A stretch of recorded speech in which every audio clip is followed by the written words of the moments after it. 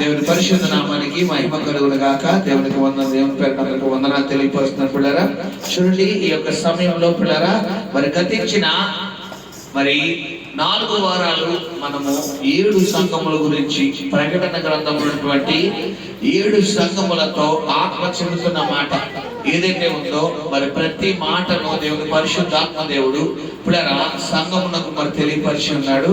చూడండి ఈ యొక్క దినమున మనము 4వ అధ్యాయాన్ని ధ్యానం చేయబోతున్నాం పిల్లరా. ప్రకటన గ్రంథము 4వ అధ్యాయము ప్రారంభం 231 పేజీ. ఈ సంగతులు జరిగిన తరువాత హల్లెలూయా. ఇక్కడ గమనించండి, ఈ సంగతులు ఏ సంగతులు? 7 సంఘములకు దేవుని మాటలు విడుదలైన తర్వాత పిల్లరా 7 సంఘములలో ఉన్నటువంటి అపరాధములు, పొరపాట్లు ఏవైతే ఉన్నాయో ప్రతి దాన్ని తెలియపరిచి, నీ మొదటి ప్రేమకు నువ్వు ఏ స్థితిలో నుండి నువ్వు మరి పడితివో అది జ్ఞాపకం చేసుకో. నువ్వు ఏ స్థితిలో నీ యొక్క భక్తిని ప్రారంభించితివో అది జ్ఞాపకం చేసుకో. పిల్లరా మరలానేమో నీవు ఆ విగ్రహారాధన విడిచిపెట్టు, ఆ జారత్వము విడిచిపెట్టు, నీ క్రియను, నీ సహనమును, నీ కష్టమును నేను ఎరిగి ఉన్నాను. ఇలాగా 7 సంఘములతో దేవుని మాటను విడుదల చేసి ఒక్కొక్క మాట ద్వారా వారి ప్రవర్తనను సరిచేసి వారిని హెచ్చరించి గద్దించిన తర్వాత జరిగిన సందర్భం ఏదైతే ఉందో మొదటి 3 అధ్యాయాలు దాని గురించి ఇక్కడ రాస్తున్న 4వ అధ్యాయం ఏంటంటే పిల్లరా, ఈ సంగతులు జరిగిన తరువాత నేను చూడగా అదిగో పరలోకమందు ఒక తలుపు తెరవబడి ఉండెను. హల్లెలూయా. ఎవరు ఆ తలుపు అంటే యేసు ప్రభువు. ఎందుకంటే ఆయన అన్నాడు, పరలోకమునకు నేనే మార్గము, నేను తప్ప నేనే మార్గము, నేనే సత్యము, నేనే జీవము, నా ద్వారా తండ్రి యొద్దకు తప్ప వేరొక మార్గం లేదు. ఉదాహరణకు ఈ మందిరంలోకి రావాలంటే ముందు ఏ తలుపు తెరవబడాలి పిల్లరా? ప్రారంభ ద్వారము తెరవబడితేనే మన మందిరం లోపలికి రాగలం. ప్రారంభ ద్వారము తెరవబడకుండా రాగలమంటే ఇప్పుడు దేవుడు తండ్రి అయిన దేవుడి యొద్దకు రావాలి అంటే ఎవరు మార్గము? ఆ డోర్ ఎవరంటే ఇక్కడ యేసు. ఇదిగో తలుపు. ఆయన సిలువలో మరణించిన మరణం ఏదైతే ఉందో అక్కడ మన మత్తయి సువార్తలో చూసుకుంటే ఆయన మరణించిన తర్వాత దేవాలయం తన ఏమైంది పిల్లరా? పైనుండి కిందకి ఏమైపోయిందంట? నిలువుగా చీలబడిపోయింది. అంటే అడ్డుగా ఉన్నటువంటి ఏదైతే ఉందో ఆ అడ్డు గోడ తొలగించబడింది. హల్లెలూయా, హల్లెలూయా. ఇక్కడ చెప్తున్నాడు, పరలోకమందు ఒక తలుపు తెరవబడింది. తర్వాత మరియు నేను మొదట వినిన స్వరము. హల్లెలూయా. ఇదే మాట ఎక్కడ మనకు కనబడుతుంది? ప్రకటన గ్రంథము 1వ అధ్యాయము 10-11 వచనం చదువుకుందాం. చదువునా సరే. మొదట విన్న స్వరం అంటే ప్రభు దినమందు ఆత్మవశుడనై ఉండగా బూరధ్వని వంటి గొప్ప శబ్దము, గొప్ప స్వరము నీవు చూచుచున్నది. అదిగో నేను చూచుచున్నది పుస్తకంలో వ్రాసి Ephesus, Smyrna, Pergamum, Thyatira, Sardis, Philadelphia, Laodicea అనే 7 సంఘములకు పంపుమని చెప్పుట నాకు నా వెనుక వింటిని. హల్లెలూయా. మొదట విన్న స్వరం అంట బూర ధ్వని వంటి స్వరం. సో గమనించండి, అదే స్వరం ఈ 4వ అధ్యాయంలో మరలా యోహాను పిల్లరా వినబడపడంట. మొదట విన్న స్వరం ఏదైతే వినగా తర్వాత చదువుకుందాం. చదువునా. నాతో మాట్లాడగా వింటిని. ఆ మాట్లాడిన వాడు ఇక్కడికి ఎక్కి రమ్ము. ఎక్కడికంట? పరలోకం. ఇక్కడికి ఎక్కి రమ్ము. ఆయన 2వ రాకడలో మధ్యాకాశానికి రాబోతున్నాడు. కాబట్టి పిల్లరా మరి ఆయన అన్నాడు యోహాను గారితో, ఇక్కడికి ఎక్కి రమ్ము. ఇక్కడికి ఎక్కిరము, ఇక మీదట జరగవలసిన వాటిని నీకు కనపరచెదను అనెను. హల్లెలూయా. ఇక్కడ గమనించండి పిల్లరా, జరగబోయేటటువంటి గ్రంథం నేను మీకు ప్రారంభంలో చెప్పాను. బైబిల్లో ఉన్న 66 పుస్తకాల్లో 65 పుస్తకాల చరిత్ర ఒకటి, ప్రకటన గ్రంథం చరిత్ర ఒకటి. ఈ ప్రకటన గ్రంథానికి ఉన్న మరొక ప్రత్యేకత ఏమని చెప్పబడింది? ఇది ప్రవచన గ్రంథము, ప్రత్యక్షతల గ్రంథము, భవిష్యత్ గ్రంథం. అంటే ప్రత్యక్షత పిల్లరా, ఇది ప్రవచనం, నీతో మాట్లాడే గ్రంథం. బైబిలే మాట్లాడుతుంది. అయితే ప్రకటన గ్రంథంలో ఉన్నటువంటి మరొక ప్రత్యేకత ఏంటంటే, నీ యొక్క జీవితంలో జరగబోయే సంఘటన, గత జీవితంలో జరిగిపోయిన సంఘటన, ప్రస్తుతం జరుగుతున్న సంఘటన మొత్తం ఈ ప్రకటన గ్రంథం ద్వారా దేవుడు మనకు తెలియపరుస్తాడు. హల్లెలూయా. అక్కడ గమనించారు, అక్కడ చెప్తున్నాడు జరగబోయే వాటిని. ఏంటి జరగబోతుందంటే, దేవుని రాకడక ముందు ఎలా ఉండబోతుంది, సంఘము ఎలా ఎత్తబడబోతుంది, దేవుని యొక్క ఉగ్రత 7 ఆత్మలు, మరి 7 బూరలు, 7 పాత్రలు, 7 గుర్రములు, 7 పుస్తకములు, ఇలాగా ఏవైతే ఫర్దర్గా మనం చదువుకోబోతున్నామో 5, 6, 7 అధ్యాయాల్లో మరి నేర్చుకోబోతున్నాము పిల్లరా, ఆ సబ్జెక్ట్ అంతా కూడా ఈ 4వ అధ్యాయంలో దేవుడు ఎవరికి చూపిస్తున్నారంట? యోహాను గారు చూపిస్తున్నారు. హల్లెలూయా. అక్కడ అదే చెప్తున్నాడు, చదువుకున్న తర్వాత చదువున్నాడు. వెంటనే నేను ఆత్మవశుడనైతిని. అదిగో వెంటనే ఆ స్వరము వినగా, నువ్వు ఇక్కడికి ఎక్కిరము అనగానే వెంటనే యోహాను గారు ఎవరి వశంలోకి వెళ్ళిపోయారు పిల్లరా? ఆత్మ వశంలోకి వెళ్ళిపోయారు. హల్లెలూయా. హల్లెలూయా. ఎప్పుడు మనం ఆత్మ వశంలోకి వెళ్తామంటే దేవుని స్వరము వినగలిగినాం. ఎప్పుడు పిల్లరా? ఎప్పుడు దేవుని స్వరం మనకు వినబడుతుందంటే, నువ్వు దేవుడు చిత్తము చేసినప్పుడు దేవుడి స్వరం వినబడతాడు. నువ్వు దేవుడి చిత్తము చేయాలి, దేవుడి చిత్తానికి నువ్వు విధేయుడే అవ్వాలి, నువ్వు దేవుడి చిత్తానికి లోబడాలి. నువ్వు దేవుడి చిత్తానికి లోబడలేని రోజున, దేవుడి చిత్తానికి విధేయత చూపించలేని రోజున, దేవుడి మాటగా లోబడలేని రోజున దేవుడి స్వరం నీకు వినబడతాదా అంటే వినబడదు. హల్లెలూయా. బైబిల్లో చాలా మంది ఉన్నారు, కానీ బైబిల్లో దేవుడు కొంతమందికి మాత్రమే ఆయన స్వరం వినిపించాడు. ఉదాహరణకు పిల్లరా, అహరోను కుటుంబం మనం చూసుకుంటే, అహరోను పెద్దవాడు, తర్వాత మిరియాము, ముందు మిరియాము, తర్వాత అహరోను, తర్వాత మోషే. ఇప్పుడు ఈ ముగ్గురులో దేవుడి స్వరం ఎవరికి వినబడింది? మోషేకి వినబడింది. 12 గోత్రాల్లో దేవుడి స్వరం ఎవరికి వినబడింది? యోసేపుకి వినబడింది.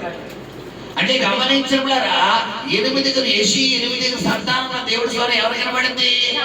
దావీదుకి. అందరికీ కాదు, అందరికీ కాదు. ఈరోజు దేవుడు ఒక్కడే స్వరం నీకు వినబడింది. ఇక్కడ దేవుడు కూర్చోబెట్టాడంటే నువ్వు ఒక అదృష్టవంతుడివి, అదృష్టవంతురాలు అనుకోవాలి తప్ప, ఏదో సరదాగా వచ్చి కూర్చుంటున్నాను, ఏదో కుదర కూర్చుంటున్నాను, ఏదో వెళ్ళకపోతే కూర్చుంటున్నాను అన్నట్టు కాదు. ఎవరికి లేని ధన్యత ఈరోజు ఎవరికి ఇచ్చారు పిల్లరా? ఎందుకంటే ఎంతో మంది శుక్రవారం కూడా ప్రార్థనకు రావాలని ఆశ ఉండి ఇంట్లో ఉండిపోయారు.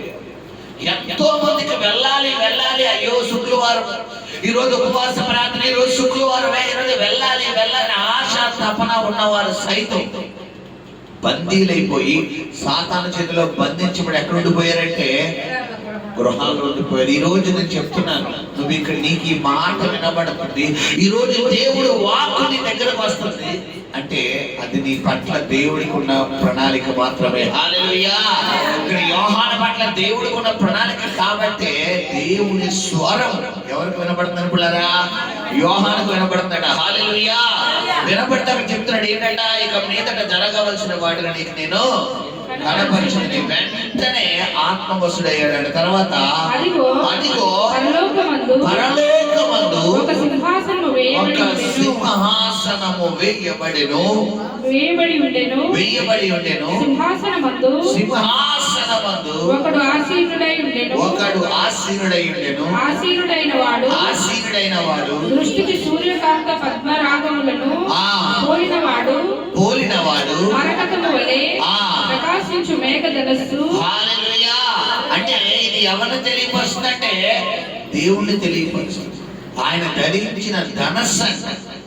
ఏ ధనస్సు అది? మేఘధనస్సు అంటే మన భాషలో చెప్పాలంటే ఏంటి పిల్లరా? ఇంద్రధనస్సు. ఎక్కడ కనబడుతుంది ఇంద్రధనస్సు అంటే? బైబిల్లో మనకి ఆది కాండంలో పిల్లరా మనం చూసుకుంటే 9వ అధ్యాయం 8-17 చదువుకుందాం. ఎవరితో మాట్లాడుతున్నాడు దేవుడు? నోవాకి ఒక నిబంధన చేస్తున్నాడు. నోవాహు తరంలో దేవుడు భూమి మీదకి జల ప్రళయం రప్పించిన తర్వాత పిల్లరా మరి ఈ ప్రళయాన్ని బట్టి నేను ఎంతగానో మరి సంతాపం చెబుతున్నాను. కాబట్టి ఇక మీదట భూమి మీదకి ఇలాంటి ప్రళయాన్ని నేను చేయను, రప్పించను అని దేవుడు అక్కడ ఒక నిబంధన చేస్తున్నాడు. మనం చదువుకుందాం. ఆది కాండము మేఘములో నా ధనస్సును ఉంచితిని అది నాకును భూమికిని మధ్య నిబంధనకు గుర్తుగా ఉండెను. భూమిపైకి నేను మేఘమును రప్పించినప్పుడు ఆ ధనస్సు మేఘములో కనబడను. అప్పుడు నాకును మీకును సమస్త జీవరాశులకును మధ్యనున్న నా నిబంధనను హల్లెలూయా.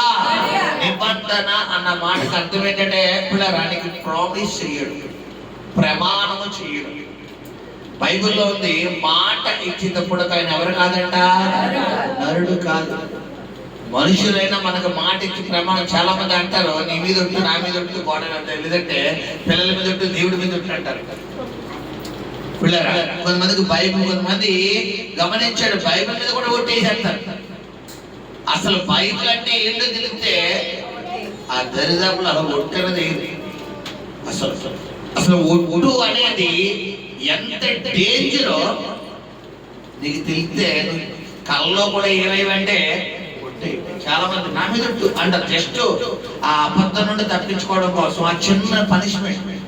దేవుడు అన్నాడు నీతోడనకో నీ తల వెంట్రుకలలో ఒక్క వెంట్రుకను తెల్లగానైనను నువ్వు చేయలేవు. ఆకాశం తోడను కదా ఎవరికంట? దేవుని సింహాసనం. భూమి తోడను కదా ఏంటంట? దేవుని పాదపీఠం. మరి ఇంకెక్కడెంతో నువ్వు ఉండు. నీ మాట అవునని కానీ కాదని కానీ ఉండదు. అంటే రెండు తలంపులుగా ఉండకూడదు. ఇక్కడ చెప్తున్న మాట ఏంటంటే ఇంద్రధనస్సు అంటే దేవుడు పిల్లరా ఒక ప్రమాణం చేశాడంట. ఏంటి ఆ ప్రమాణం అంటే పిల్లరా మనం చూసుకుంటే గనక మనం 9వ అధ్యాయం అక్కడ చదువుకున్నాం. ఏంటమ్మా పిల్లరా ఆ మాట చదువు 8-17 జాతర చదువుకుంటాం. చదువునాడా? మరియు దేవుడు నోవాహు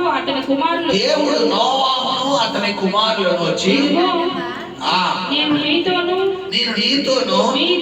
మీ ధనంతరము మీ సంతానముతోను మీతో కూడానున్న ప్రతి జీవితోను పక్షులేమి పశువులేమి మీతో కూడా సమస్తమైన భూజంతువులేమి ఓడలో నుండి బయటికి వచ్చిన సమస్త భూజంతువులతోను నా నిబంధన స్థిరపరచుచున్నాను. నేను నీతో నా నిబంధన స్థిరపరచుదును. సమస్త శరీరులు ప్రవాహ జలముల వలన ఇకను లయపరచబడదు. భూమిని నాశనము చేయుటకు ఇకను జల ప్రవాహము కలుగదని పలికెను. మరియు దేవుడు నాకును మీకును మీతో కూడానున్న సమస్త జీవరాశులకు మధ్య నేను తరతరములకు ఏర్పరచుచున్న నిబంధనకు గుర్తు ఇదే. హల్లెలూయా. ఇక్కడ గమనించండి దేవుడట మేఘముల ఒక ధనస్సు నుంచి ఏంటి ధనస్సు అంటే దేవుడు ఉగ్రత మరలా భూమి మీదకి కురిపించబోతున్నాను అనుకునేటప్పుడు ఏది గుర్తు వస్తుందంట? ఈ ధనస్సు, ఈ ప్రమాణం గుర్తు చేస్తారట. హల్లెలూయా, హల్లెలూయా. ఇక్కడ దేవుడు అదే చెప్తున్నాడు, ఆ ధనస్సు ఇక్కడ, ఆ ధనస్సు ఎక్కడుందంట? ఆయనకి పైగా సింహాసనం ఎక్కడుందంట? ధనస్సు ఎక్కడ? దృష్టికి సూర్యకాంత పద్మరాగమును పోలిన వాడును మరకతముల వలె ప్రకాశించు మేఘ ధనస్సు ఆవరించి ఉండెను. హల్లెలూయా. ఉదాహరణకు నా వంక చూడరా, ఇదే సింహాసనం అంటే ఈ సింహాసనం ఎలా ధనస్సు ఆవరించిందంటే ఇలా తెలుసు కదా. మనకు రెయిన్బో ఎంతమంది తెలుసు? 7 కలర్లు ఉంటాయి కదా, ఇంద్రధనస్సు అంటారు. అయితే బైబిల్లో కొంతమంది పిల్లరా అధ్యాపకులు, ఈ బైబిల్ ధ్యానించే కొంతమంది అధ్యాపకులు ఈ 7 రంగుల ధనస్సును పిల్లరా, ఈ 7 రంగుల ధనస్సును మరి 7 నిబంధనలుగా తెలియపరుస్తున్నారు. అది కొంతమంది యొక్క అభియోగమే కానీ అది ఎంత మాత్రమో నిజమని చెప్పలేము, అబద్ధమని చెప్పలేము. ఆ 7 నిబంధనలను తెలియపరుస్తాను, రాసుకోండి. మొట్టమొదటిగా ఆదికాండము 9వ అధ్యాయము 8 నుండి 17 వచనాలు. ఆదికాండము 9వ అధ్యాయము 8వ అధ్యాయము 9వ అధ్యాయం 8 నుంచి 17 వచనాలు. రెండవది అబ్రహాముతో దేవుడు చేస్తున్న నిబంధన. ఆదికాండము 12వ అధ్యాయము 1 నుంచి 13 వచనాలు. 1 నుండి 3 వచనాలు, 13 కాదు, 1 నుంచి 3 వచనాలు. మూడవది దేవుడు దేశ నిబంధన. అంటే అబ్రహాము వంశావళైనటువంటి ఇశ్రాయేలు ప్రజలు ఐగుప్తు నుండి కానాను దేశానికి వారు బయలుదేరి వచ్చినప్పుడు వారికి దేవుడు చేస్తున్నటువంటి నిబంధన ఏదైతే ఉందో, ద్వితీయోపదేశకాండము 29వ అధ్యాయము 30వ అధ్యాయం, ఈ 2 నిబంధనలు ఏవైతే ఉన్నాయో 29, 30 ఈ 2 అధ్యాయాలు అక్కడ మనం చదువుకుంటే పిల్లరా అక్కడ దేవుడు ఇశ్రాయేలు ప్రజలకు ఇస్తున్నటువంటి నిబంధన కనబడుతుంది. హల్లెలూయా. తర్వాత మనం చూసుకుంటే కనుక సంఖ్యాకాండము 25వ అధ్యాయము, సంఖ్యాకాండము 25వ అధ్యాయము 10 నుండి 11 వచనాలు. సంఖ్యాకాండము 25వ అధ్యాయము 10 నుండి 11 వచనాలు, ఇదొకటి. తర్వాత మనం చూసుకుంటే పిల్లరా ఇర్మియా గ్రంథము, ఇర్మియా గ్రంథము 31వ అధ్యాయము 31 నుండి 34 వచనాలు. హల్లెలూయా. ఇర్మియా గ్రంథము 31వ అధ్యాయము 31 నుండి 34 వచనాలు. ఇది మరొక నిబంధన. హల్లెలూయా. ఇలాగా మనం చూసుకుంటే కనుక మరొక నిర్గమాకాండము 19వ అధ్యాయం 24 వచనం ఒకటి. మరొకటి దావీదుతో ఒక నిబంధన చేస్తున్నాడు. 2వ సమూయేలు గ్రంథము 7వ అధ్యాయం, 2వ సమూయేలు గ్రంథము 7వ అధ్యాయం, 7వ అధ్యాయం మొత్తం అన్నమాట. అంటే గమనించండి, ఈ 7 నిబంధనలు ఏవైతే ఉన్నాయో ఈ 7 నిబంధనలను, 7 రంగులను దేవుడు ఈ 7 నిబంధనలను ఆయన బిడ్డలైన వారికి చేసిన 7 ప్రమాణాలుగా, అంటే నా ప్రజలను నేను నశింపచేయను, నా జనాంగాన్ని నశింపచేయను, నా బిడ్డల మీద నా ఉగ్రతను రప్పించను, నాకు ఎంత కోపం వచ్చినా, వారు ఎంత నన్ను బాధపరిచినా, వారు ఎంత నన్ను ఆయాసపరిచినా, ఎంత దుఃఖపరిచినా నేను మాత్రం నా బిడ్డల్ని మరి చంపేసే అంత కోపం మాత్రం నేను తెచ్చుకోను అని ఇక్కడ ఈ 7 నిబంధనల ద్వారా పిల్లరా మరి మనకి జ్ఞాపకం చేస్తున్నాడు. హల్లెలూయా. ఈ ఇంద్రధనస్సు ఏదైతే ఉందో ఈ మేఘ ధనస్సు అంట ఆయన సింహాసనం పైన కప్పబడి ఉందంట. హల్లెలూయా. తన చదువుకుందాం, చదువునాడా. సింహాసనము చుట్టూ 24 సింహాసనములు ఉండెను. సింహాసనములు ఉండెను. ఈ సింహాసనములందు 24 పెద్దలు తెల్లని వస్త్రములు ధరించుకొని తమ తలల మీద సువర్ణ కిరీటములు పెట్టుకున్న వారై కూర్చుండిరి. ఆ సింహాసనములో నుండి మెరుపులను ధ్వనులను ఉరుములను బయలుదేరుచున్నవి. హల్లెలూయా. ఇక్కడ మొట్టమొదటిగా మనం చూసుకుంటే పిల్లరా, మొట్టమొదటిగా మనం చూసినటువంటి ప్రారంభం ఏంటంటే పిల్లరా మరి సింహాసనం, దేవుని సింహాసనం మొట్టమొదటిగా. దాని మీద ఆశ్రయుడైనటువంటి దేవుడు, ఆయనకు పైగా ఉన్నటువంటి మరి మేఘ ధనస్సు, ఆయనకు పైగా. తర్వాత మనం చూసుకుంటే ఆయన చుట్టూ ఉన్నటువంటి పిల్లరా 24 సింహాసనాలు. మొట్టమొదటి సింహాసనం ఎవరిది? అక్కడ మధ్యలో సింహాసనం ఎవరిది? దేవుడు. ఆయన చుట్టూ ఉన్న సింహాసనాలు ఎవరి అంటే 24 సింహాసనాలు. ఇక్కడ కూడా 2 అభియోగాలు కనబడుతున్నాయి. కొంతమంది ఆ 24 సింహాసనాల్లో పిల్లరా 12 సింహాసనాలేమో మరి యేసు ప్రభు వారిని శిష్యులు పేతురు అడుగుతారు, ఒకరు ప్రభువా మేము నీ కోసం ఎంత ప్రయాసపడుతున్నాం కదా, మాకు ఏమి ఇస్తామంటే ఆయన అంటాడు శిష్యులతో అంటాడు, ఇప్పుడు జయించు వాడికి నాతో 12 నాతో పాటు మరి 12 సింహాసనాల మీద ఆయన ఆసనం. అంటే ఆయనతో పాటు 12 ఎక్కడ కూర్చోబెడతారంట పిల్లరా 12 సింహాసనాల మీద. అది ఎవరికంటే ఎప్పుడంటే ఆయన రాకడలో సంఘం ఎత్తబడ్డది. ఎన్ని ఏళ్ల పరిపాలన ఉండదన్నది? 1000 ఏళ్ళ. ఆ 1000 ఏళ్ల పరిపాలనలో ఈ యొక్క 12. మనకు ఒక డౌట్ రావాలి, ఈ 24 సింహాసనాల్లో 12 సింహాసనాలు ఈ యేసు ప్రభు వారి శిష్యులకి అయితే అందులో ఒకరు కూడా ఎవరు? ఇక్కడ ఈ ప్రకటన గ్రంథం రాస్తున్న సింహాసన శిష్యుడు ఎవరు? కాబట్టి ఆయన సింహాసనం కూడా ఎవరు ఉండాలి? ఆయన ఎక్కడున్నాడు? ఇక్కడ ఆత్మవశుడే ఈ ప్రకటన గ్రంథం. కాబట్టి ఇది అనుకోవడానికి మనకి కన్ఫర్మేషన్. రెండవది మనం చూసుకుంటే మిగతా 12 సింహాసనాలు ఎవరైనా అనుకోవాలంటే పాత నిబంధనలో నుండి 12 గోత్రాలు. యాకోబుకి ఎంతమంది సంతానం పిల్లరా? 12 గోత్రాలు. ఆ 12 సింహాసనాలకి అలా 12 ఇలా 12 అని కొంతమంది అభియోగం.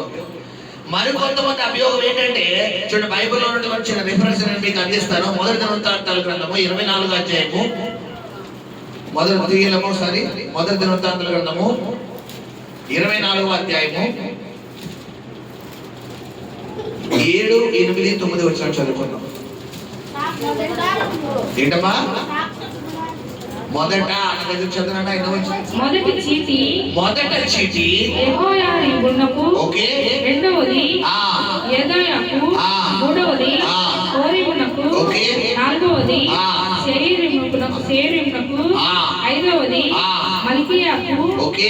ఆరవది మియామీనకు, ఓకే.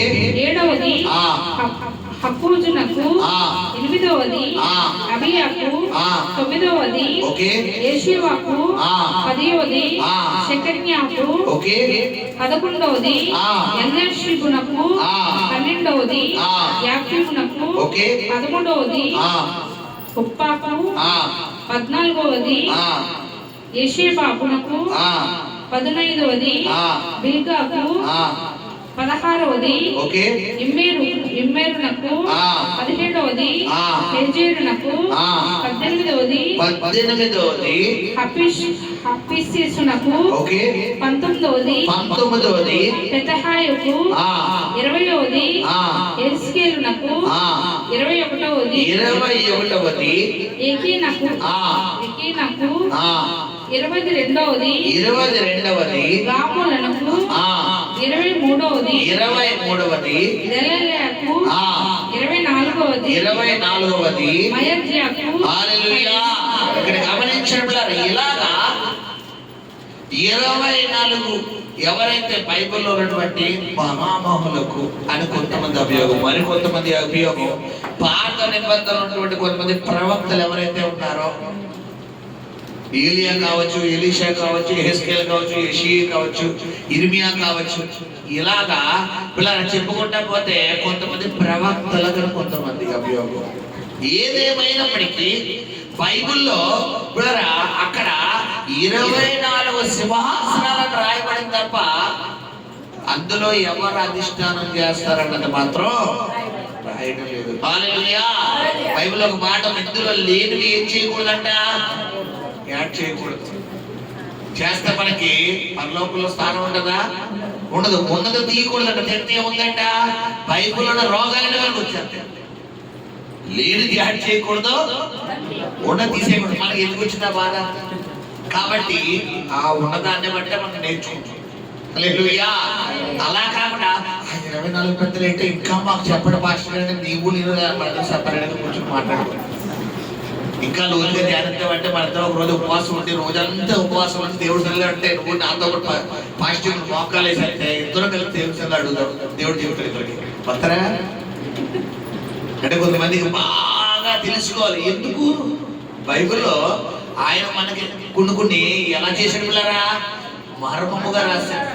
అందుకే ఇక్కడ ప్రారంభంలో ఆత్మ చెబుతున్నమాట అందరికీ అర్థం కాదు. ఇప్పుడు ఈ ప్రకటన ఇప్పుడు నేను చెప్తున్నానా సగం మంది ఏంట్రా బాబు వీళ్ళు ఎక్కలంటారు వాళ్ళంటారు ఏంట్రా బాబు పాస్ గారు నేను దీవిస్తాను నేను ఆశీర్వదిస్తాను నేను స్వస్థపరుస్తానంటే బాగుంటది కదా. ఏంటి లెక్కలు అంటాడు కొత్తలు అంటాడు ఆయన 24 అంటాడు 12 అంటాడు 9 అంటాడు 3 అంటాడు. కొంతమందికి అర్థం కాదు. కొంతమంది అబ్బా ప్రభు మాతో మాట్లాడుతున్నావయ్యా సంఘాన్ని సిద్ధపరుస్తున్నాం అని కొంతమంది. అందరికీ స్వరం వినబడుతూ బిడ్డలారా ఆత్మ చెబుతున్న మాట దేవుడి ప్రత్యక్షత తెలుసుకునే తపన వాచ్ ఎవరు ఉండాలి? ఎవరైతే గ్రహించే మనసు, అందరికీ మనసు ఉండదు. దేవుని అందరూ నమ్ముకుంటాం, గ్రహించే మనసు నీకు ఉండాలి. నువ్వు అడగాల మనస్సు ప్రభువా ఆ ప్రకటన గ్రంథం వినే భాగ్యం నాకు వినాయన, ఆ వినే కృప నాకు ఇది నాయన నేను అడగాలి. గమనించండి. తల చదువుకున్నాం చదువురా దాని కండిషన్ ప్రకటన 4. ఆ సింహాసనం మీద ఆ సింహాసనం ఎదుట 7 దీపములు ప్రజ్వలించుచున్నవి. అవి దేవుని 7 ఆత్మలు. దేవుని 7 ఆత్మలట. హల్లెలూయా హల్లెలూయా. ఇక్కడ గమనించండి దేవుని యొక్క 7 ఆత్మలు. హల్లెలూయా. ఏంటి ఆ 7 ఆత్మలంటే మనం చూసుకునేలా చూడ ప్రకటన యెషయా గ్రంథము 11:2-7 వచ్చిన చదువుకుందాం. 2 వచ్చి చదువుకుందాం. అక్కడ 7 ఆత్మలు యెహోవా ఆత్మ జ్ఞాన వివేకములకు. ఒకటి ఆగండి. యెహోవా ఆత్మట మొట్టమొదటిగా ఏమిచ్చే ఆత్మట? జ్ఞానం ఇచ్చే ఆత్మ. మీరే కౌంట్ చేయండి. మొట్టమొదటి ఆత్మ ఏంటంట? జ్ఞానం ఇచ్చే ఆత్మ. రెండోది యెహోవా ఆత్మ జ్ఞాన వివేకము. రెండోది ఏంటమ్మా? వివేకము. జ్ఞానము వేరు వివేకం వేరు. ఒక్కోటి వివరిస్తాను నేను మీకు. ఆ రెండోది వివేకం. మూడోది ఏంటంట? ఆలోచన గల యెహోవా ఆత్మ ఆలోచన ఇచ్చే ఆత్మ. మూడోది. నాలుగోది బలము కలిగిన ఆత్మ అంటే పవర్, శక్తినిచ్చేది యెహోవా ఆత్మ. తర్వాత ఐదోది తెలివినిచ్చే ఆత్మ యెహోవా ఆత్మ. ఆరోది భయమునిచ్చే ఆత్మ. దేవుడు అంటే నీకు భయము కలిగించేది.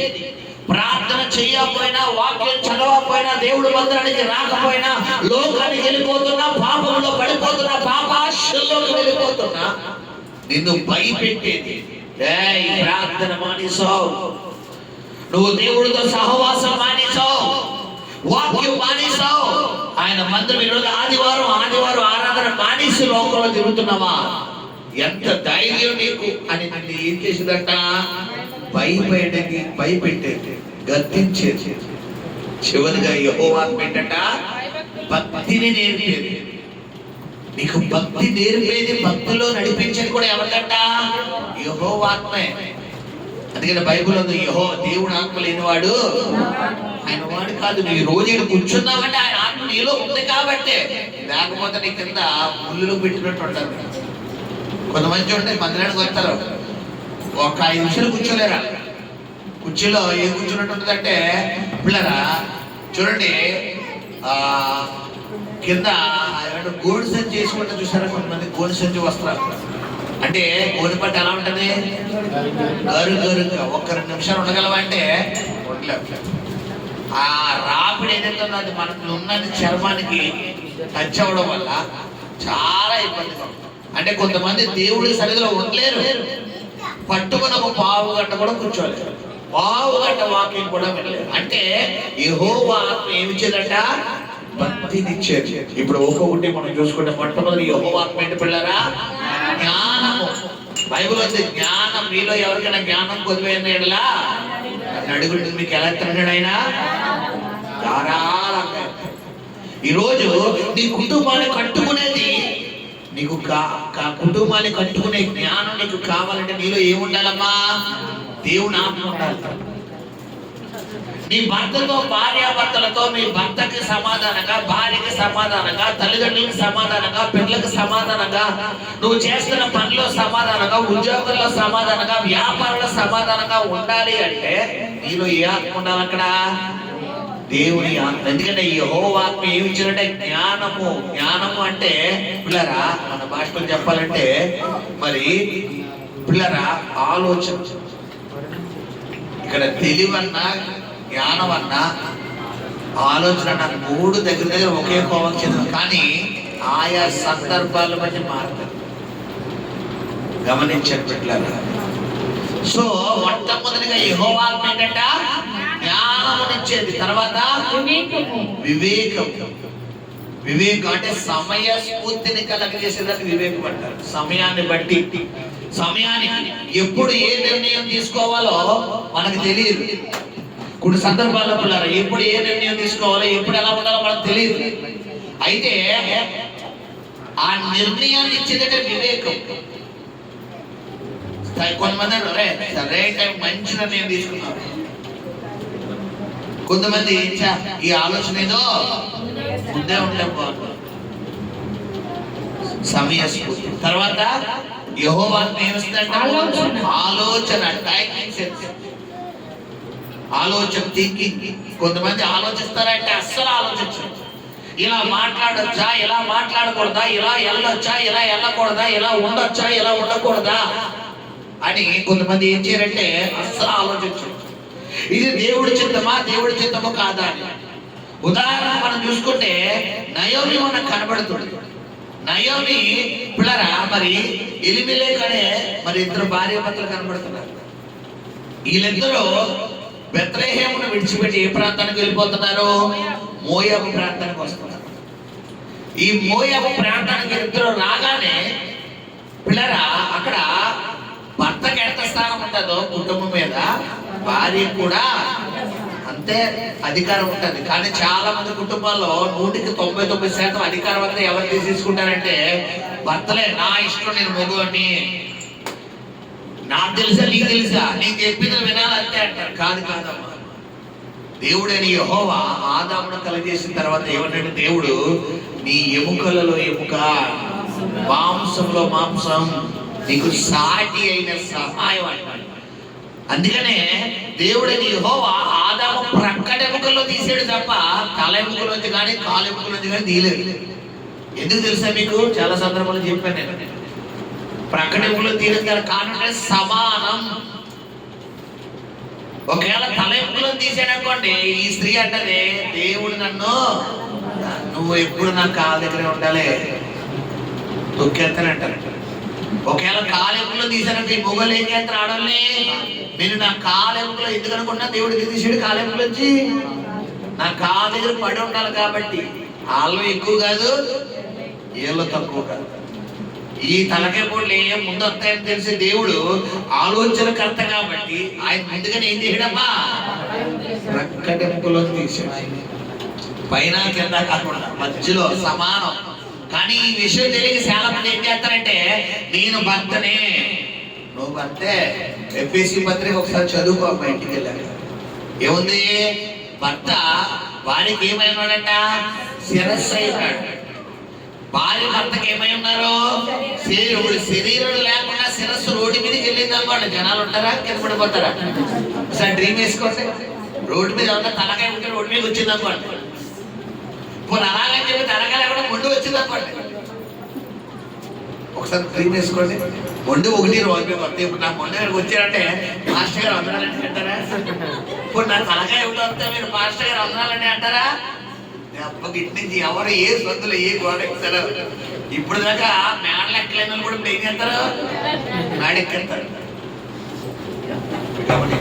అంటే ఏంటి దీనికి అర్థం అంటే శిరస్సు లేకుండా శరీరానికి విలువ లేదు, శరీరం లేకుండా శిరస్సుకు విలువ లేదు, భర్త లేకుండా భార్యకు విలువ లేదు, భార్య లేకుండా భర్తకు విలువ లేదు. ఇది తెలియని వ్యక్తులు చాలా. నా అవసరం లేదు, నేను బతుకుతాను. ఎంతమంది ఆడవాళ్ళు బతుకుతలేదు, ఎంతమంది స్త్రీలు లేదు. ఎవరి జీవితం నువ్వెందుకు కంపేర్ చేసుకుంటున్నావు? ఎవరి జీవితంలో నువ్వే నీ పట్ల దేవుడు చిత్తం ఎలా ఉంటే అలాగే జరుగుతుంది. ఒక్కొక్కరు స్వభావం ఏంటంటే ఎంతమంది భర్త లేకుండా ఉండలేదండి. ఏం ప్రపంచంలో ఎవరు భర్త లేకుండా బతుకుతలేదా? ఎవరు భార్య లేకుండా బతుకుతలేదా? ఎవరు కూడా నీకు ఎందుకు, నీ పట్ల దేవుడి చిత్తం ఏంటి? అదే అడుగు. వెనకడికి నక్క ఒకటి పులిని చూసి ఏం చేసుకుందంట? వాతలు పెట్టుకుందంట. ఎందుకు? పులిలా మారిపోదామని. ఎన్ని వాతలు పెట్టుకున్నా పులే నక్క నక్కే. నువ్వు ఎంత మందిని చూసి కొంతమంది అనుకుంటారు ఈ భార్యాభర్తలుగా పిల్లరా కొంతవరకు మీరు దాంపత్యం చాలా బాగుంటుంది.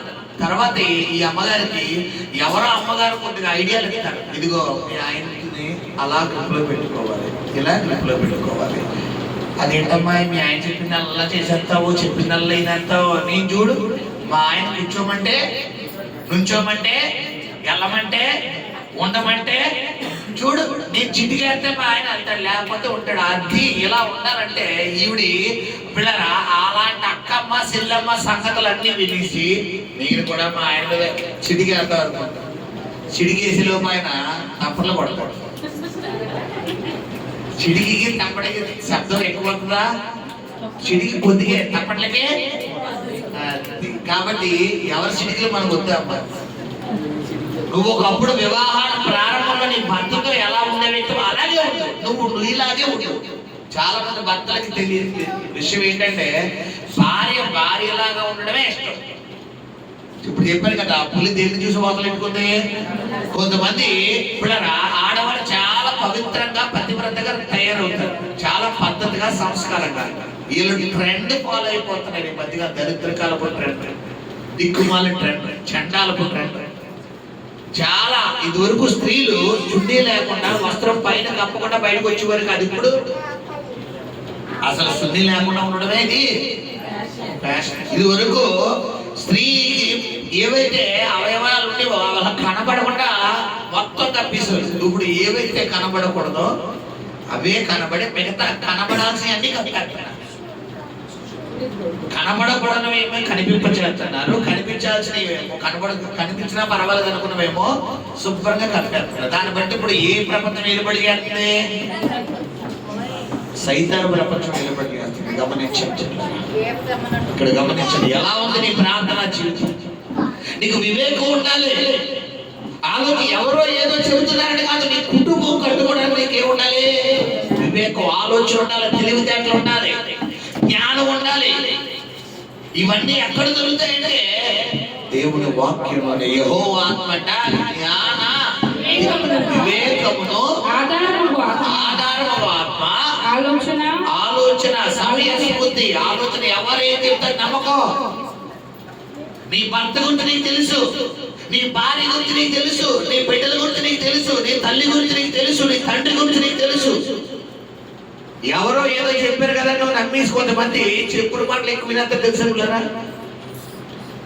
ఇంకా అవతలలో ఎంత మంచోళ్ళని అనవసరం.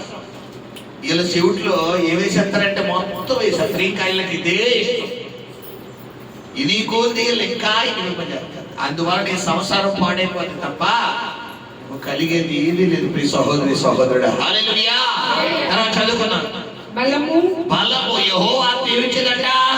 నీకు ఆత్మలో బలమునిచ్చేది, నీకు ఆరోగ్యంలో బలమునిచ్చేది, నీకు పరిశుద్ధతలో బలమునిచ్చేది. పాపంలో పడిపోకుండా నువ్వు బలహీనుడు అవ్వకుండా నేను బలపరిచినగా రోమిలకు రాసిన పత్రిక పిల్లరా మనం చూసుకుంటే అక్కడ బైబిల్లో దేవుని వాక్యం ఉంది. పిల్లరా నీ బలహీనత ఎందు ఆయన శక్తి. ఎప్పుడైతే నువ్వు బలహీనుడు 8:26 అక్కడ ఏంటది? అటువలే ఆత్మయు మన బలహీనతను చూచి సహాయము చేయుచున్నాడు. మనం యుక్తముగా ఎలాగో ప్రార్థన చేయవలెనో మనకు తెలియదు గాని ఉచ్చరింప సఖ్యము కాని మూలుగులతో ఆ ఆత్మ ఏ ఆత్మ? బలపరిచే ఆత్మ. ఈ రోజు నీ కుటుంబం కొరకు, సంఘము కొరకు, పరిశుద్ధాత్మ కొరకు నశించిపోయిన ఆత్మ నువ్వు చేయలేవు. నువ్వు చేయమంటే టైం చూసుకుంటావు. అయ్య బాబోయ్ అంతసేపు ఎలుపాస్టర్ గారు కానీ అట్లా వచ్చేస్తుంది, కంఠం నొప్పి వచ్చేస్తుంది, ఊరు నొప్పి వచ్చేస్తుంది అంటావు. నువ్వు అయితే అదే నీలోకి దేవుని ఆత్మ వస్తే చెప్పాలి. ఇప్పుడు గంట కూడా నీకు ఎలా అయిపోద్దంటే 1 నిమిషంలో అయిపోతుంది. అలా నీకు అవ్వాలి అంటే నువ్వేం చెయ్యాలి? దేవుడు ఆత్మతో నింపబడాలి. దేవుడు ఆత్మ నీలోకి రావాలంటే ముందు నువ్వు ఎవరి కంట్రోల్లోకి వెళ్ళాలి? ఇక్కడ దేవుడి కంట్రోల్లోకి వెళ్ళాలి. హల్లెలూయా. యెహోవా ఆత్మ బలపరిచిన తర్వాత ఆ ఆత్మ తానే మన పక్షంగా విజ్ఞాపనం చేయుచున్నాడు. హల్లెలూయా. తర్వాత ఇంకో ఆత్మ యెహోవా ఆత్మ తెలివిని. హల్లెలూయా. ఇది కూడా అందరికీ తెలిసింది, వివరణ అవసరం లేదు. కొంతమందికి అస్సలు తెలివితేటలు ఎదుటోళ్ళు ఏమన్నా చెబితే ఇది ఎందుకు చెప్తున్నారు, ఇది నా మంచి కోసం చెప్తున్నారా, నా పతనం కోసం చెప్తున్నారా, నేను బాగుపడాలని చెప్తున్నారా, నేను నాశనం అయిపోవాలని చెప్తున్నారా, నాకు సహాయం కోసం చెప్తున్నారా, నా పతనం కోసం అసలు మినిమం ఆలోచన కొంతమంది కూడా ఎవరే చెప్పి లోపల సాగు గుడ్డెత్తి చేలో పడినట్టు అంటే ఏంటంట చెప్పాలి. గుడ్డెత్తి చేలో పడినట్టు అంటే ఏంటమ్మా? కొంతమంది చెప్పిన మాట అంటే ఏంటంటే జ్ఞానం ఉండదు. ఇంక ఇది చెప్పింది ఏంటో ఒరే బాబు ఇలా ఈ రోడ్డు మీద ఎలా అంటే రోడ్డు ఇది నేను అనుకున్నదే రోడ్డు, ఇదే రోడ్డు అనుకుంటా తెలివండి. తర్వాత భయము. మీకు చెప్పాను కదా దేవుడు ఏమంటే భయం పుట్టేది, తర్వాత బలమునిచ్చేది, భక్తినిచ్చేది. ఆ తర్వాత చదువుకున్నాం పిల్లరా. ఇది ఈ 7 ఆత్మలు కలిగిన ఆత్మ. తర్వాత చదువు 4లో వచ్చేటప్పుడు మరియు ఆ సింహాసనం ఎదుట స్ఫటికమును పోలిన రాజు వంటి సముద్రం ఉన్నట్టుండెను. ఆ సింహాసనమునకు హల్లెలూయా. స్ఫటికను పోలిన గాజు వంటి సముద్రం అంటే ఇప్పుడు గమనించండి, చూడండి వైజాగ్ ప్రాంతంలో ఈ మధ్యకాలంలో సముద్రం మధ్యలో అక్కడ ఒక గ్లాస్ బ్రిడ్జ్ కట్టారు, తెలుసా మీకు? విన్నారా? యూట్యూబ్ లో చూసారా? వైజాగ్ ప్రాంతంలో పిల్లరా గాజు వంటిది అంటే ఈ వంతెన మీద ఒక గ్లాస్ బ్రిడ్జ్ అంటే ఎవరికి తెలీదా? చూసిన టీవీలో చెప్పాడు, యూట్యూబ్ లో చెప్పాడు అనమాట. ఇప్పుడు వైజాగ్ లో కొత్తగా కట్టారు, మన దసరాకి ఎప్పుడో ఓపెన్ చేసినట్టు గుర్తు పిల్లరా. అలాగా అంటే ఇప్పుడు ఈ ఇక్కడ గాజు అనేది దాంట్లోంచి కింద ప్రతిబింబం ఏమవుతుంది? కనబడపడు. ఇక్కడ ఏమన్నాడంటే స్ఫటిక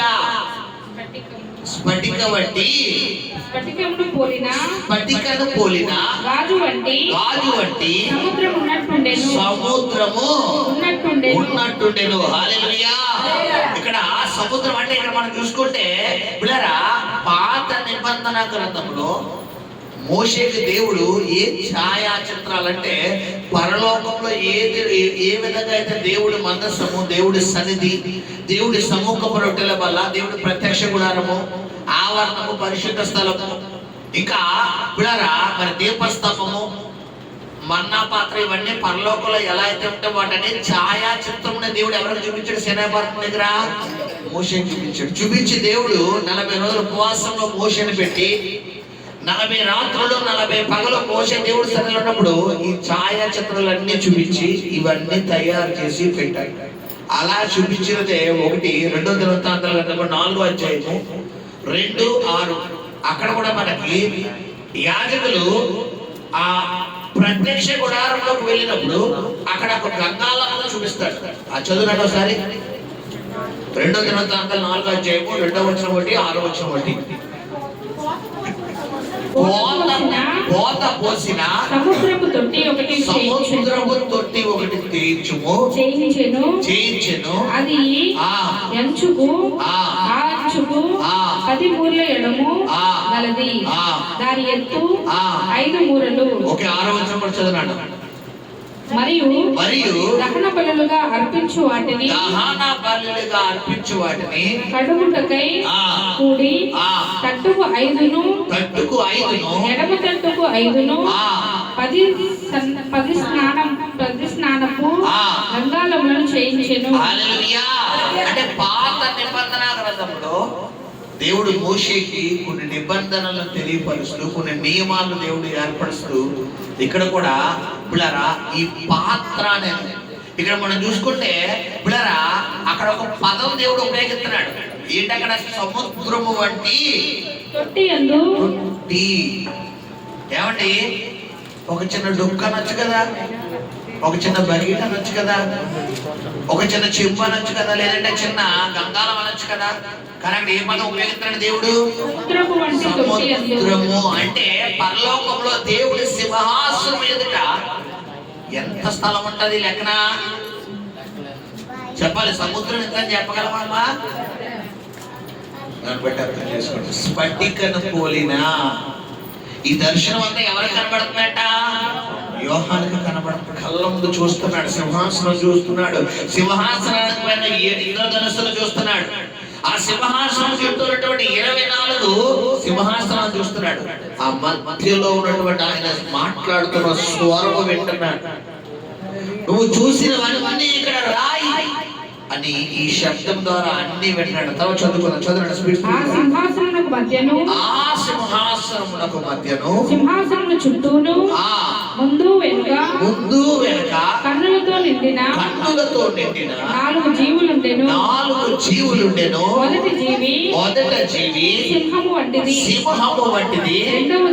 రెండవ జీవి దూడ వంటిది, మూడవ జీవి మనుషుని ముఖము వంటి ముఖము గలది, నాలుగవ జీవి ఎగురుచున్న పక్షిరాజు వంటిది. హల్లెలూయా. ఇక్కడ 4 జీవులను చూపిస్తున్నాడు. ఎగ్జాక్ట్ గా మనం చూసుకుంటే ఇదే సబ్జెక్టు యెహెజ్కేలు గ్రంథము 1వ అధ్యాయంలో ఒక చోట మనకు కనబడుతుంది. చదువుకుందాం ఒకసారి. యెహెజ్కేలు గ్రంథము 1వ అధ్యాయము 4 నుండి 14 వచనం ఒకసారి చదువుదాం. నేను చూడగా ఉత్తర దిక్కు నుండి తుఫాను వచ్చుచుండెను, మరియు గొప్ప మేఘమును గోళము వలె గుండ్రముగా ఉన్న అగ్నియు కనబడెను. కాంతి దాని చుట్టూ ఆవరించి ఉండెను. ఆ అగ్నిలో నుండి కరగబడినదై ప్రజ్వలించుచున్న అపరంజి వంటి ఒకటి కనబడెను. దానిలో నుండి 4 జీవుల రూపములు గల ఒకటి కనబడెను. వాటి రూపము మానవ స్వరూపము వంటిది. ఒక్కొక్క దానికి 4 ముఖములను, 4 రెక్కలను కలవు. వాటి కాళ్ళు చక్కగా నిలబడినవి. వాటి అరకాలు పెయ్య కాళ్ళ వలె ఉండెను. అవి తలతలలాడు ఇత్తడి వలె ఉండెను. వాటి 4 ప్రక్కల రెక్కల క్రింద మానవ హస్తముల వంటి హస్తములు ఉండెను. 4 ముఖములను రెక్కలను ఉండెను. వాటి రెక్కలు ఒకదానికొకటి కలిసి ఉండెను. ఏ వైపునకైనను తిరగగా అవన్నీయు చక్కగా ఎదుటకి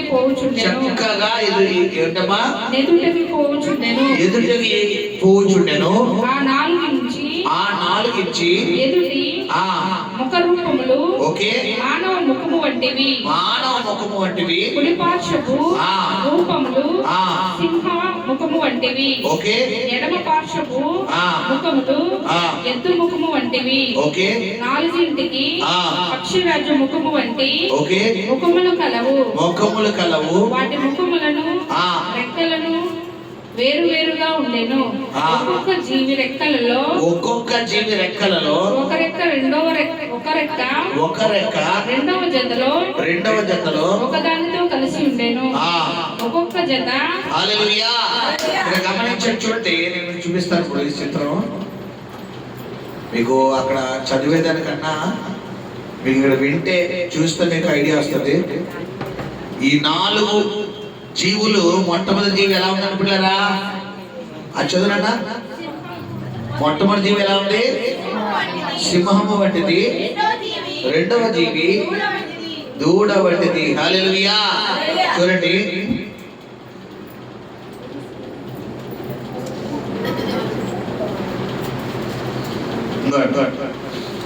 నాలుగు జీవులు. ఇవి దేవుని రాకడలో భూమి మీదకి రాబోతున్నాడు. 4 జీవులు. ఒక్కొక్క దానికి ఎన్ని రెక్కలు ఉన్నాయంట? 6 రెక్కలు ఉన్నాయి. 2 రెక్కలతో వాటిని కప్పుకుంటూ, 2 రెక్కలతో వారి ముఖమును కప్పుకుంటూ, 2 రెక్కలతో దేహం కప్పుకుంటూ, 2 రెక్కలతో ఎగురుతూ ఏం చేస్తున్నాయంటే పిల్లరా చూసారా? ఇదే జీవులు 6. అంటే ఈ 4 జీవులకు మరి దీన్ని ఇదే యెహెజ్కేలు గ్రంథంలో మనం చూసుకుంటే కనుక 10వ అధ్యాయం 22 వచనాల్లో అక్కడ ఇంకా వివరంగా వివరిస్తున్నాడు. అక్కడ ఏమంటాడంటే ఈ యెహెజ్కేలు ఈ 4 జీవులను పిల్లరా 10వ అధ్యాయం 22 వచనాలు ఒక్కొక్క దానికి 4 ముఖములను 4 రెక్కల క్రిందను మానవ హస్తము వంటిది ఒకటి కనబడెను. మరియు వాటి ముఖ రూపములు కేబారు నది దగ్గర నాకు కనబడిన, అంటే మొదటి అధ్యాయంలో అతను చూశాడు కదా, దాని గురించి వివరిస్తున్నాడు అన్నమాట. ముఖ రూపము వలె ఉండెను. అవియు వాటి రూపములను అదే విధముగా ఉండెను. హల్లెలూయా. అంటే గమనించండి, యోహాను సువార్తలో ఈ ప్రకటన గ్రంథం రాసిన యోహాను ఎవరైతే ఉన్నారో ఆయన యోహాను సువార్తలో పిల్లరా యేసు ప్రభు వారిని రాజుగా ఆయన కొలుస్తున్నాడు. మరి మత్తయి, మార్కు, లూకా, యోహాను 4 సువార్తల్లో ఒక్కొక్కరు పిల్లరా ఆయన్ని ఒక్కొక్క వైద్యుడిగా, ఉదాహరణకు లూకా సువార్త ఆయన్ని వైద్యుడిగా ఆయన ప్రకటిస్తున్నాడు. ఎందుకంటే లూకా ఎవరు పిల్లరా? ఆయన ఒక వైద్యుడు. లూకా ఎవరనుకుంటున్నారు? ఒక డాక్టర్. ఆయన ఒక డాక్టర్. అందుకనే మనం చూసుకుంటే మత్తయి సువార్త, మార్కు సువార్త, యోహాను సువార్త కన్నా స్వస్థతలు బాగా ఎక్కడ ఎక్కువగా వివరంగా రాయబడ్డాయంటే లూకా సువార్తలో. లూకా సువార్తలో ఎక్కువ వివరంగా స్వస్థతల కోసం రాయబడ్డాయి. మత్తయి సువార్తలో ఉంటది, కానీ ఇప్పుడు డాక్టర్లకు రోగాల గురించి బాగా తెలుస్తాయా, చూసిన వారికి బాగా తెలుస్తాయా కదా? అలాగే ఇప్పుడు పిల్లరా యేసు ప్రభు వారితో సన్నిహితంగా ఉన్నటువంటి ఈ ఆయన శిష్యుల్లోకి లూకా గారు ఒక శిష్యుడు కాబట్టి ఆయన యేసు ప్రభు వారిని ఎలా వివరిస్తున్నాడంటే ఒక వైద్యుడిగా వివరిస్తున్నాడు. మత్తయి సువార్తలో పిల్లరా ఆయన ఒక గొర్రె పిల్లగా వివరిస్తున్నాడు. ఇలాగా మత్తయి సువార్త, మార్కు సువార్త, లూకా సువార్త, యోహాను సువార్త 4 రకాలుగా ఆయన వివరిస్తున్నారు. అయితే ఇక్కడ మనం చూసుకుంటే ఇక్కడ మనం చూసిన ఈ 4 జీవుల్లో మొట్టమొదటి జీవు ముఖం ఏ ముఖం ఉందంటే పిల్లరా? సింహం. అంటే సింహం అంటే అడవికి ఏంటిది? రాజు. అడవికి రాజు. అంటే ఆయన 2వ రాకడలో ఎలా రాబోతున్నాడని తెలియపరుస్తుందంటే రాజు వలె. మొదటి రాకడలో ఎలా వచ్చాడంటే అక్కడ మనం చూసుకుంటే మరొక జీవి కనబడుతుంది. ఏ జీవి అంటే అది ఆవు వంటిది, అంటే దూడ. అంటే అది కూడా ఏం తెలియపరుస్తుంది? సాధు జంతువు. మొదటి రాకలో ఎలా వచ్చాడమ్మా? వధించబడిన గొర్రె పిల్ల, అంటే సాధు జంతువు. తర్వాత చదువుకుంటే మనం మనిషి ముఖం, అంటే ఆయన మనుష్య కుమారుడిగా. మొదటగా మత్తయి గొర్రెపిల్లగా, లూకా వైద్యుడిగా, యోహానేమో పిల్లరా మరి ఎలా మనుష్య కుమారుడిగా, తర్వాత మార్కేమో పిల్లరా పక్షిరాజు కాదు, ఇప్పుడు మీకు చెప్పాను కదా గొర్రె పిల్లగా. అంటే 4 విధాలుగా యేసు ప్రభు వారి యొక్క పుట్టుకను వివరించారు. ఇక్కడ మనం చూసుకుంటే ఈ ప్రకటన గ్రంథాల వివరణ ఎలా ఇస్తాడంటే యోహాను గారిని చూస్తూ మొట్టమొదటిగా ఒక 4 జీవులు చూస్తున్నాను. ఆ 4 జీవులకి 6 రెక్కలు ఉన్నాయి. ఒక్కొక్క జీవికి ఆ రెక్కల నిండా కళ్ళు ఉన్నాయి. ఆ కళ్ళతో సమస్తం అవి చూస్తున్నాయి. పిల్లరా చూస్తూ మరి అక్కడ ఆ రెక్కల్లో ఒక్కొక్క ఫేస్ ఏదైతే ఉందో ఆ ఫేస్ వివరిస్తున్నాడు. మొట్టమొదటి ఫేస్ ఎలా ఉందంటున్నాడు? సింహము. అంటే అది ఈ అధికారాన్ని తెలియపరుస్తుంది. ఆయన సమస్త సృష్టి మీద ఏం కలిగి ఉన్నాడు? అధికారం కలిగి ఉన్నాడు. తర్వాత చదువుకుందాం. దూడ వంటిది, అది తగ్గింపు సాధు జంతువు. తర్వాత మనుషుని ముఖము వంటిది. మనుష్యుని ముఖము వంటిది. హల్లెలూయా. ఆయన మనుష్య కుమారుని పోలి ఉన్నాడు. తర్వాత ఎగురుచున్న పక్షిరాజు వంటిది. ఎగురుచున్న పక్షిరాజు. అందుకనే పాతన కొత్తన యెషయా గ్రంథంలో ఉంది. ఏ యవనాన్ని ఇస్తాడు నీకు? పక్షిరాజు వలె పిల్లరా నీ యవనాన్ని చేస్తాను. అంటే నీకు రెండవ రాకడలో సంఘం ఎత్తబడిన తర్వాత ఏ దేహంతో ఎత్తబడతావు నువ్వు? మహిమ దేహంతో. మీకు ఈ పక్షిరాజు స్టోరీ తెలుసా పిల్లరా? ఈ పక్షిరాజు ఏం చేస్తుంటే, పక్షిరాజు అంటే ఏంటి చెప్పాలి. ఇది ఏం చేస్తుంటే ఎప్పుడు అది యవ్వనంగా ఉండాలన్న ఉద్దేశంతో పిల్లరా అది కొంతవరకు దాన్ని యవ్వనాన్ని ఉంచుకోగలుగుతుంది. తర్వాత దాని రెక్కలో బాగా బరువు అయిపోయిన తర్వాత అది ఏం చేస్తుంటే ఒక ఎత్తైన ఒక శిఖరం ఎంచుకుంటుందంట. ఒక ఎత్తైన కొండ వంటి ప్రాంతం ఎంచుకోవడానికి వెళ్ళిపోతుంది పిల్లలు. అది వెళ్ళిపోయి ఏం చేస్తుంది, కొన్ని రోజులు దాని ఈకలన్నీ దాన్ని నోడితే ఏం చేస్తాడ మొత్తం లాగేసుకుని మొత్తం ఇచ్చేసిన తర్వాత మళ్ళా దానికి క్రొత్త ఈకలు, అంటే ఈకలు దేని తెలియపరుస్తున్నాయి? క్రొత్త యవ్వనం. అంటే గమనించండి, ఈ పక్షిరాజు దేన్ని తెలియపరుస్తుందంటే నువ్వు దేవుడి సరళి ఏమైపోవాలి? మరుగైపోవాలి. కొన్ని రోజులు నువ్వు ప్రాంతంలో మరుగవ్వాలి. నువ్వు మరుగైతేనే కానీ నీ యవ్వనాన్ని ఏం చేయలేవు, నువ్వు పొందుకోలేవు. నీ ప్రార్థన జీవితం నువ్వు పొందుకోలేవు. నీ ఆత్మీయత నువ్వు పొందుకోలేవు. నువ్వు దేవుడికి పర్సనల్ గా ఉండాలి. పర్సనల్ గా కొంత సమయం కేటాయించాలి. ప్రస్తుతం ఈ బిజీ షెడ్యూల్లో మనం ఒక 5-10 నిమిషాల కంటే ఎక్కువ. కానీ బైబిల్ ఏం చెప్తుందంటే నీ గదిలోకి వెళ్ళి తలుపేసుకుని రహస్యం ముందు కూర్చుని తండ్రికి ఏం చేయమంటున్నాడు? మొరపెట్టాలి. గమనించండి బిడ్డలారా, ఈరోజు మన ప్రార్థన జీవితం ఎలా ఉంది? మన ఆత్మీయ జీవితం ఎలా ఉంది? కేవలం ఒక 5-10 నిమిషాలు ప్రార్థన చేస్తాను అంటాను, చిన్న చిన్న కార్యాలు తప్ప నువ్వు అసలు కార్యాలు పొందుకోలేవు. నీ జీవితంలో మొండి కార్యాలన్నీ కదలాలి అంటే కనీసం రోజు నేను ప్రతి చోట వెళ్ళే గృహదర్శనాలు వెళ్ళే ప్రతి చోట చెప్తారు, దేవుడు బైబిల్లో ప్రతి దాంట్లో దశభాగం అడుగుతున్నాడు. ప్రతి దాంట్లోని అన్నిటికన్నా ముఖ్యం దశభాగం దేంట్లో ఇవ్వాలంట? మన సమయంలో కూడా దశభాగం అడుగుతున్నాడు. సమయం అంటే రోజుకి ఎన్ని గంటలు? 24 గంటలు. 24 గంటల్లో దశభాగం ఎంతమ్మా? 2:40 పాస్టర్ గారు అది ఇవ్వలేనండి అంటే కనీసం కొంచెంలో కొంచెం ఒక 2 గంటలనే 2 గంటలు ఒకేసారి ఇవ్వకపోతే 4 భాగాలు చేసుకో. పొద్దున ఒక అరగంట, మధ్యాహ్నం ఒక అరగంట, సాయంత్రం అరగంట, రాత్రి అరగంట. ఈ 4 అరగంటలని పావు గంట ప్రార్థన, పావు గంట వాక్యం, పావు గంట ప్రార్థన, పావు గంట వాక్యం. ఇంకా టైం పాస్ అవ్వాలి, ఇంకా టైం క్యాలిక్యులేషన్ అవ్వాలంటే ఆ పావు గంట ప్రాంతంలో కొంచెం ప్రార్థన, ఒక పాట ఎంతసేపు ఉంటుంది? ఒక 5 నిమిషాలు. తర్వాత 10 నిమిషాలు ప్రార్థన, ఓ పావు గంట అయిపోయింది అరగంట. ఇప్పుడు మనం ఏం చేస్తాం? దేవుడు ప్రథమ ఫలం అడిగాడా, చివరి ఫలం అడిగాడా? చెప్పాలి. ప్రథమ ఫలం. మనం చివరి ఫలం ఇస్తాం. అంటే ఏంటి అర్థం దీనికి?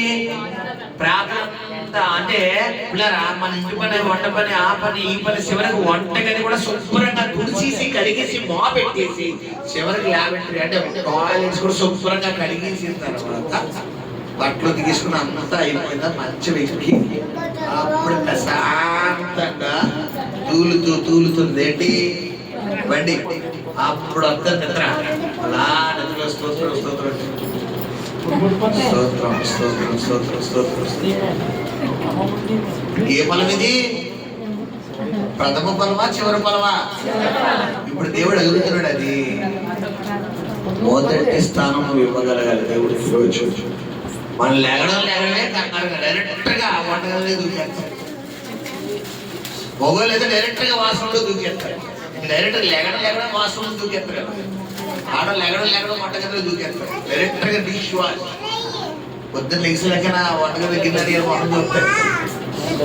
కాదు. ఈ రోజు దేవుడిని అడగాలి, దేవుడికి మొదటి స్థానం ఇవ్వగలగాలి. హల్లెలూయా. గమనించినప్పుడు ఈ 4 జీవులు, ఈ 4 రూపములు, 4 ప్రతిబింబాలను తెలియపరుస్తుంది. గమనించండి. మొట్టమొదటిగా మనం దేని గురించి తెలుసుకున్నాం పిల్లరా?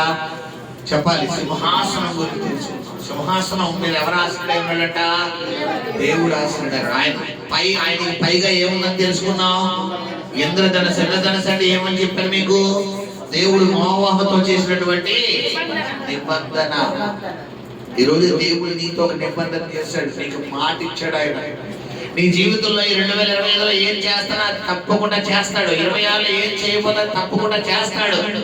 ఆయన చేసి తీర్చే దేవుడే తప్ప మాట ఇచ్చేటప్పుడకు ఇంకా కాదు కూడా తప్పేది ఎవరమ్మా? మనమే తప్పుతాం. రోజుకి జనవరి నెలలో ప్రతి ఒక్కరు అనుకుంటారు, ప్రభువా ఈ సంవత్సరంలో కనీసం రోజు గంటన్నా పెద్ద చేత ప్రమాణం చేస్తాం. ఈ సంవత్సరంలో ఒక్క రోజు కూడా నేను వాక్యం మానయ్యాను ప్రమాణం చేస్తాం. ఈ సంవత్సరంలో ఒక్క ఆదివారం కూడా ప్రార్థన మానయ్యాను ప్రార్థన చేస్తాం. అంతెందుకు? ఇది ఎన్ని ఆదివారం మనకి? ఈ సంవత్సరం ఎన్ని ఆదివారాలు వస్తాయి చెప్పండి? 52 ఆదివారాలు. అంటే డిసెంబర్ 4 తీసేయండి, ఇంకెన్ని ఉంటాయి? 48. డిసెంబర్ ఎన్ని ఉంటాయి? 4 ఉంటాయి. ఇప్పుడు అంటే ఇంకా 48 అంటే ఇది ఎన్నది ఇప్పుడు? అంటే ఇది 2వ వారమా 3వ వారమా? 46. 47 డిసెంబర్ 4 40 46 47. ఈ 47 వారాల్లో 47 వారాలు మేము ఆదివారం ఆరాధనలు ఉన్నాం. ఎంతమంది? 47 వారాలు నేను ఒక్క ఆదివారం కూడా మానలేదండి. ఒక్క ఆదివారం మానలేదు. 47 ఆదివారాలు కంటిన్యూగా ఉన్నారన్నారు. ఒకటి తప్పినండి అంటే గమనించాడు. దేవుడితో ఈ సంవత్సరాలు తీసుకునే నిబంధనలు ఏమైతే చెప్పాలి. ఇంక ప్రార్థన కోసం వాక్యం కోసం అడిగినా ఎవరో సిద్ధంగా అంటే గమనించాడు. ఇలా ఉండకూడదు. 2026లో ఒక నిబంధన తీసుకో, ప్రభువా ఈ సంవత్సరంలో నేను ఒక్క ఆదివారం కూడా మానవుడని మందిరానికి వస్తాను. హల్లెలూయా. గమనించాడు. అందుకే బైబిల్లో ప్రకటనలో నువ్వు కలిగి ఉన్నది నీవు వచ్చే వరకు గట్టిగా పట్టుకో, ఎవరును అపహరించుకుంటున్నట్లు అంటున్నాడు. సాతానుడు సులభంగా నేను దగ్గర వస్తాడు చిక్కులు పట్టినాడు. గమనించండి. ఆ తర్వాత ఏం చదువుకున్నాం మనం? ఇంద్రధనుస్సు తర్వాత 7 ఆటలు, తర్వాత 24 సింహాసనాలు, 24 పెద్దల గురించి చదువుకున్నాం. తర్వాత యెహోవా ఏర్పడ్డ జ్ఞాన వివేకమునకు, తెలివికి, ఆలోచనకు, బలముకు, భక్తికి, భయముకు సంబంధించిన 7 ఆత్మలు. అంటే ఈరోజు నీలో తెలివి లేకపోయినా, నీలో జ్ఞానం లేకపోయినా, నీలో వివేకం లేకపోయినా, నీలో బలము లేకపోయినా, నీలో భయము లేకపోయినా, నీలో భక్తి లేకపోయినా, నీలో ఆలోచన లేకపోయినా నీకు ఆ ఆత్మ దగ్గర లేదు. గమనించండి. ఈరోజు మనం ఎవరి సహాయంతో వెళ్తున్నాం? మనం ఎవరి సహాయంతో వెళ్ళాలి? చెప్పాలి. దేవుడి సహాయంతో. నువ్వు ఏ పని తలపెట్టినా దేవుడి సహాయం అడగాలి. తర్వాత చదువుకున్న తర్వాత ఎవరికి చదువుకున్నాం? స్ఫటిక. అంటే దేని గురించి వివరించారు మీకు? పిల్లల సముద్రం. అంటే పాత నిబంధన గ్రంథములో మరి సొలొమోనుకు ఆ మందిరం ఏర్పాటు చేసినప్పుడు ఏదైతే ఉందో ఆ మందిరపు ప్రారంభంలో ఆ స్ఫటిక వంటి సముద్రం వంటి ఆ గంగాళంలోని ఆ వాటర్ తీసుకుని ఎందులోకి వెళ్ళాలంట? ఆ మందిరంలోకి వెళ్ళాలి. అంటే ఇక్కడ పరలోకంలో అంతటి ప్లేస్ ఉందని అక్కడ దేవుడు వివరిస్తున్నాడు. తర్వాత 4 జీవుల గురించి వివరించుకున్నాం. హల్లెలూయా.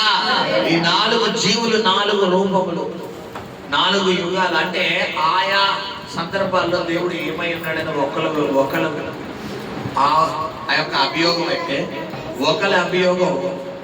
ఇప్పుడరా మరి అక్కడ చూసుకుంటే ఆ సింహము, ఆ యొక్క దూడ, ఆ మనుషుని ముఖము, అంటే ఆయన రాకడలో ఎలా ఉండబోతున్నది కానీ ఒకళ్ళ అభియోగం. గమనించండి. ఏదేమైనప్పటికీ ఈ 4వ అధ్యాయంతో దేవుడు మనతో ఈరోజు మాట్లాడినాడు. హల్లెలూయా. నువ్వు ఒకటే నేర్చుకోవాలి సహోదరుడు. ఈ వాక్యం ద్వారా నువ్వేం నేర్చుకుంటున్నావు? నీతో దేవుడు ఏం మాట్లాడుతున్నాడు? అదే మనతో మనం తీసుకోవాల్సిన నిర్ణయం. హల్లెలూయా. ప్రార్థన చేసుకుందాం. పరిశుద్ధము నమ్మకం కలిగిన ప్రియ పరలోకపు తండ్రి, అయా 4వ అధ్యాయం ద్వారా కూడా మీరు మాతో మాట్లాడిన ఆయన వివరణ దయచేసి నీకు వందనాలు. ఇదిగో ప్రభువా తండ్రి,